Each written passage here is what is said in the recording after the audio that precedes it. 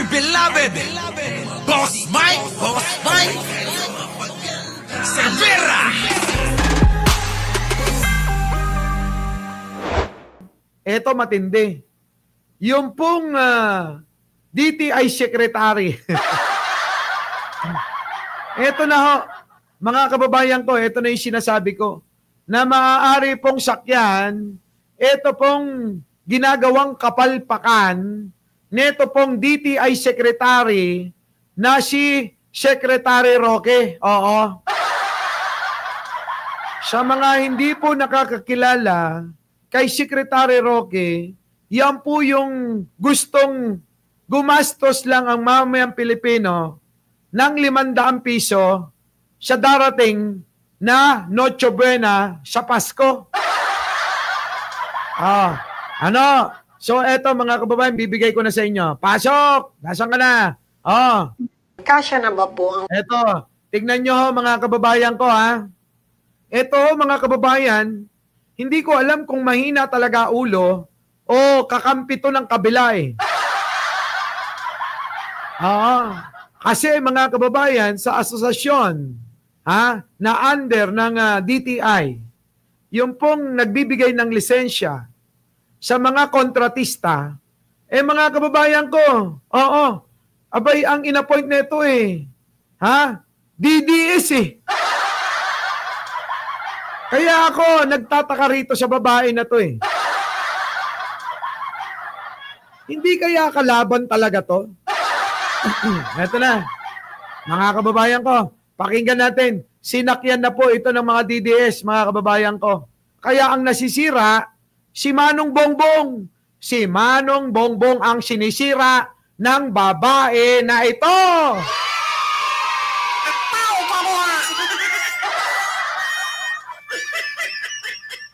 Ang kulit mga kababayan eh. Sana sabihin mo na lang 500 kada tao. Ayun, pwede ka pa naming ipagtanggol eh. Pero kung ipipilit pa rin, pinipilit pa rin yung 500, ay, kinang-ina. Sa kabila ng mga nangyayari, sabi nga, nila Chris Ulo, nila Biyahe Nicoy, nila Takero, nila Jake Magnus, wag sanang itaon sa panahon na maraming mga anomalyang nadiskubre at kinakaharap na issue ang gobyerno ngayon. Wag gayon.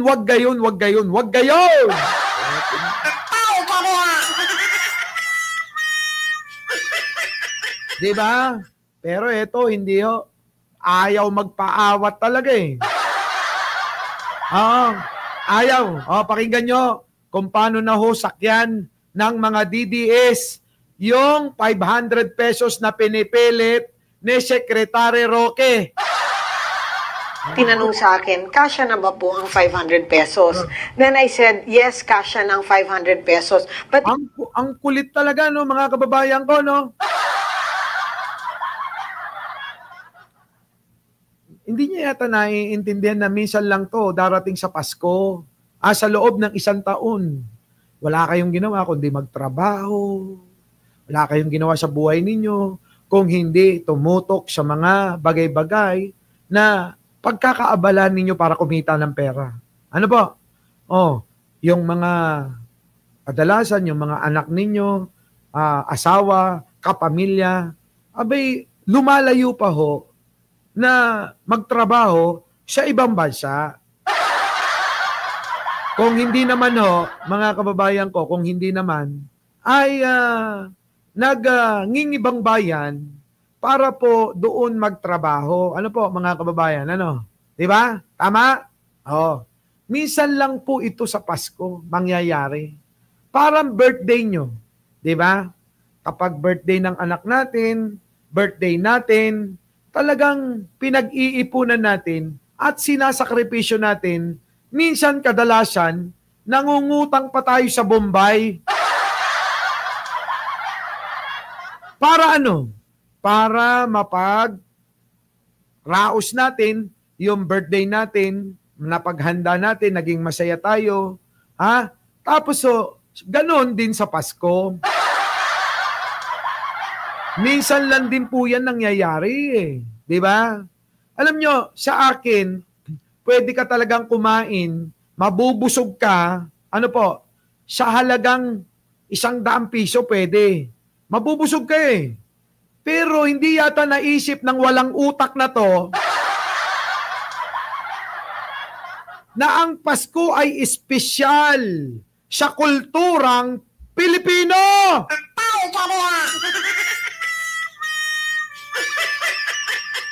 Diba? Espesyal po yan. Ang Pasko, bagong taon, ha? Espesyal yan sa kulturang Pilipino. Pinaghahandaan. Noche Buena, gumigising nga tayo ng alas 12 para salubungin yung birthday ni Jesus Christ eh. Kita nyo, hindi yata ito Katoliko eh. Oh, wala ba Diyos to? Sa kultura natin at sinusunod natin bilang Kristiyano Katoliko, di ba? Salubungin natin ang Noche Buena, ang kapanganakan ni Heso Kristo. Kita nyo? Pero sa kanya, alam nyo? Gusto yata maging malungkot tayo pare-parehas eh, no? Diba? Oh. Diba? Eto na. Oh, pakinggan natin. Grabe to eh. Oh, sige. Tinanong sa akin, kasya na ba po ang 500 pesos? Then I said, yes, kasya ng 500 pesos. But it depends on the number of the family members. Kabila ang batikos ang inabot ni Trade and Industry Secretary Maria Cristina Roque. Kita nyo mga kababayan ko, kaliwat ka ng batikos, kasama tayo doon. Dito ay Secretary Maria Cristina Roque, binatikos, nako kaliwat kanan. Ang tanong mga kababayan ko, may tumatawag. Hello? Okay lang. O di pagbalik mo, bumawi ka. Di ba? Okay. Oo, pataas na yung ano natin doon, ha? Galing. Oo. Marami tayong matutulungan doon. Ha? Okay, sige. No problem. Bye-bye. Diba? Ayan kita nyo? Sinakyan na ulat yan. Ni Trade and Industry Secretary Maria Cristina Roque matapos sabihin kasya na ang 500 pisong budget para sa panghanda ngayong holiday season. Pero paglilinaw niya, dapat ang pamilya ay binubuo lamang ng isang ama, isang ina at 2 anak. Pero inalmahan. Regardless! Diba? Adelia Sococo, thank you naman ha. Meron na akong Noche Buena. Buti pa to eh. Si Delia Sococo eh, Noche Buena niya, 1,000 eh. 1-2 pala, 1-2. Diba? 1-2. Pero etong si Maria Cristina Roque, grabe ito mga kababayan, hindi ako makapaniwala na kaya niyang sabihin to. Sa totoo lang ho, ha? Eto na. Yan, lalo na ng mga ordinaryong Pilipino na siyang direktang nakararanas sa hirap ng buhay. Kung ibabatay sa kasalukuyang presyo ng bilihin, sa pansahog pa lamang, gaya ng sibuyas at bawang, ay kulang na ang 500 piso. E paano pa ang ibang sangkap gaya ng giniling at mga gatas na pangsalad? Kita nyo? Yan yung sinasabi ko nung nakarang araw pat pinaglalaban ko. Rekado pa lang ho mga kababayan ko. Hindi na ho kakasya yung 500 nyo. Sabi ko pa nga, sibuyas, bawang, kamatis, luya, di ba? Sa paligid-ligid ay puno ng linga. Di ba? Di ba mga kababayan ko? Asan ba yung utak ni Secretary Roque? Ako nagdududa sa iyo, ano ba? Kapatid ka ba ni Harry Roque? Pahamak no? Pahamak mga kababayan to eh. Pahamak. Yan na. Si Palace Press Officer Undersecretary Claire Castro hindi masagot kung paano pagkakasyahin ng 500 na budget para sa holiday dinner. Kita nyo? Kahit po si Attorney Claire yan na ho mga kababayan ang magaling sumagot sa lahat Oo. Hindi ho makasagot Di ba? Paano naman natin pagtatanggol yung gabinete ni Pangulo na si Secretary Roque? Kahit na anong paikot-ikot, katwiran, dahilan, alibay ang gawin ni Roque, ni Secretary Roque ng DTI, ang hirap-hirap niyang ipagtanggol!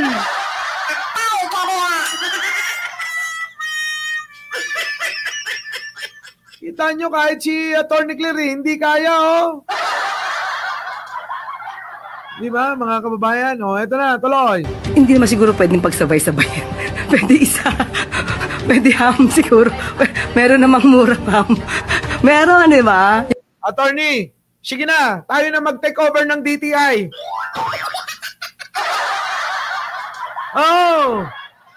Mag-boboluntaryo ko kahit walang sweldo. Tutulungan kita kung paano yung diskarte. Di ba mga kababayan ko? Ako po handa. Handang maglingkod sa bayan na ito nang kahit po walang sweldo. Opo!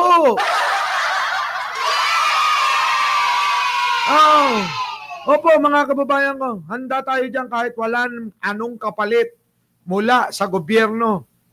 Basta si Attorney Claire makakasama. Oy, ready tayo! Diba?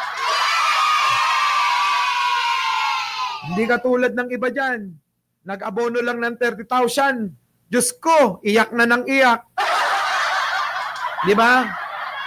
Nag-abono lang ng 30,000, iyak na ng iyak. Di ba? Sinisiraan na yung binuong ICI na komisyon ni Pangulong Bongbong. Anong klase kayong mga Pilipino? Ano ba, after lang ba kayo sa pondo para may makurakot kayo? Nagtatanong lang ako.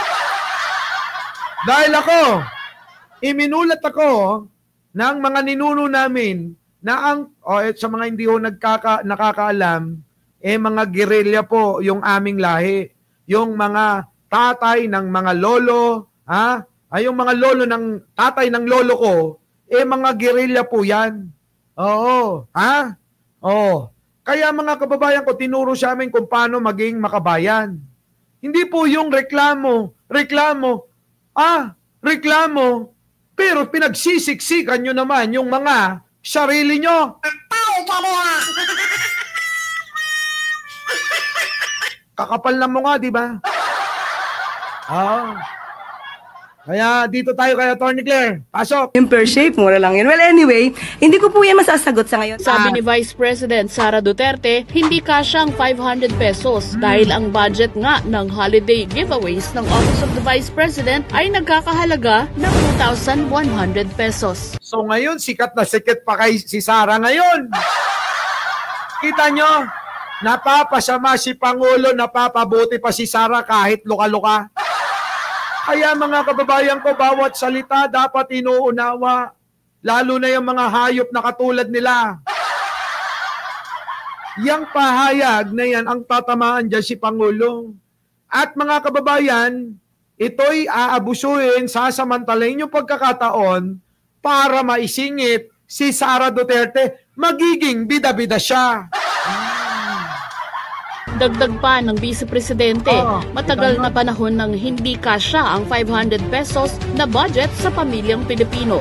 Kita nyo mga kababayan ko, singit na mga DDS network, Singit na singit. Bidang-bida si Sara. Totoo yun, ma'am. In fact, yung sa amin na pinamimigay sa 2,100 na pinatunayan naman ng mga ordinaryong mamamayan. Kita nyo? Simpleng-simple lang.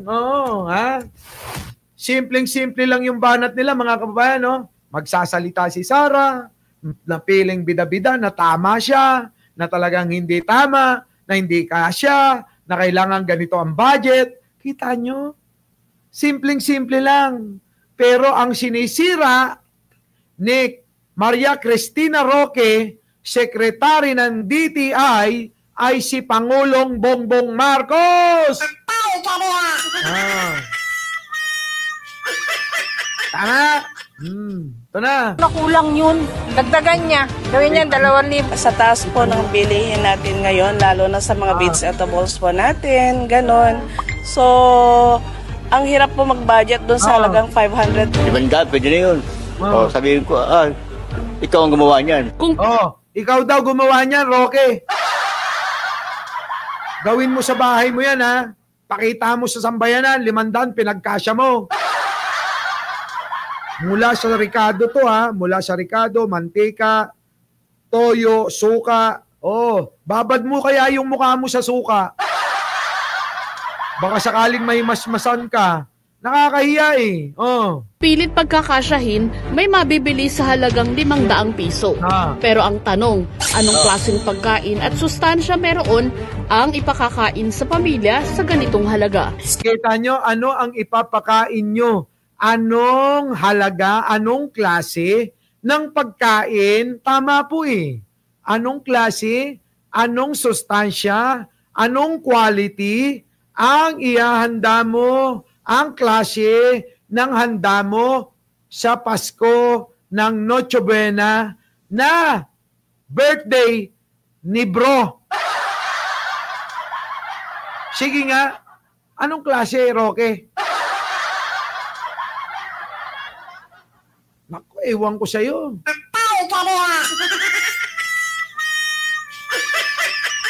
Magsabunutan kaya kayo ng pinsan mong si Harry Roque. Ha? Parehas kayo ng style eh. Magpinsan ba?